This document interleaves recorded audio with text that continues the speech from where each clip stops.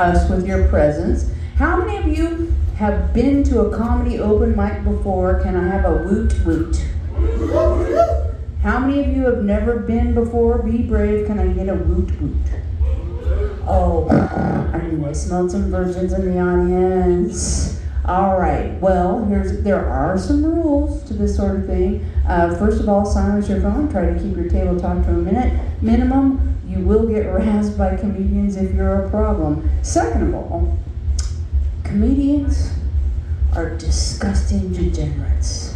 We think every thought we have is fucking hilarious, and we have to come to open mics and trot it out in front of what we call civilians to see if it has the potential for a joke. So what you're witnessing tonight is the conception and birth of comedy. And just like real conception and birth, somebody might come, somebody might cry, somebody might shit themselves, you may see blood. But they're only up here for a few minutes. If you don't like what you're hearing, I've got another one coming up, and I'm telling you tonight, we have everything from 25-year touring comedian veteran to a first-timer. So there is something for everyone. So in the spirit of it, I will open up the show, and I will open up with stuff that I'm working on, and then I'll finish up with stuff that typically does get some fucking laughs. Does that sound fair? Does that sound fair? All right, let's go.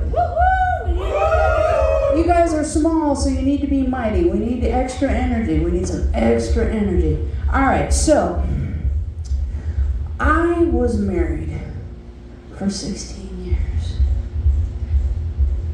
That's a pretty good run. It's a pretty good run. Unfortunately, I didn't marry the right person. See, I am an old school Idaho woman, which means my first job was running a goddamn trap line. I didn't marry that kind of guy because I'll have to admit that I am attracted to a sweet, gentle nerd type. I really am. But that's a problem because the male ego is still the male ego. And he was always, Tanya, you're emasculating me. What? Because I know how to work on a truck, drive a stick shift, change a tire, skin a deer, butcher it, and cook it? Come on. He decided he was going to get into more butch things, so he started going hunting with other gentle nerds, which means they were not successful. They were not successful at all. And the third year in a row, the boys club comes back with nothing, and they're discussing it, and I started interjecting, and one of his homies got ultra macho on me and was like, well, you don't understand how this works. And I had to remind him that I had bagged more big game by the time I was 16 than all of them put together. They left, and my husband was livid. It's not bad enough that you emasculate me, but you emasculate my friends and me in front of my friends. I was like, honey, everybody learns at a different rate. Joe Rogan didn't bag his first elk until he was 46 years old. And we all know Joe's kind of a pussy. That did not help my cause. But speaking of this sort of thing, I am fascinated by the people that come up to me and go, Ew! You've killed animals on purpose before? yeah, do you eat meat? Yes, but I'd never kill it. You know what? I have more respect for a vegan than you. Because if you will eat meat, but you're not willing to make meat, then you're an asshole. All right. I think that has some potential, but it might never get anywhere. We'll move on to stuff that typically gets laughs. I am divorced. I do this, which means I've made the choice to be intentionally abstinent. Because slinging puss in this situation is problematic. When you've grown up in Idaho and you're a lady with silver hair and you publicly announce that, a lot of people think it's religious. A lot of people think that potentially I'm judging young, beautiful flowers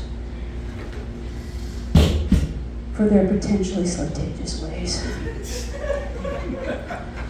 My sweet baby angel, my sweet, darling pseudo-goddess, do you think that I judge you for your potentially slutacious ways? No, you're right, I do not. I do not. Not at all. Because I don't believe that there's a such thing as a slut. I have a solid theory that I came upon during a very long acid trip, and it goes something like this. Pussy availability is an eternal continuum.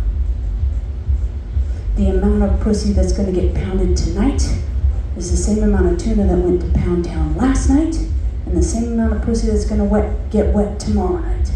So there is no such thing as a slut. There are just unfortunate souls picking up my slack since I retired.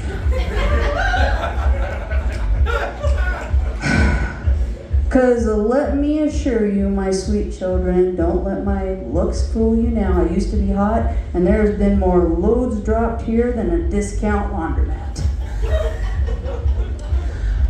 I've seen more clips dropped than they saw at that country western festival that got shot up. Oh, no, don't awe that. My tubes are tied. No children died in those mass shootings.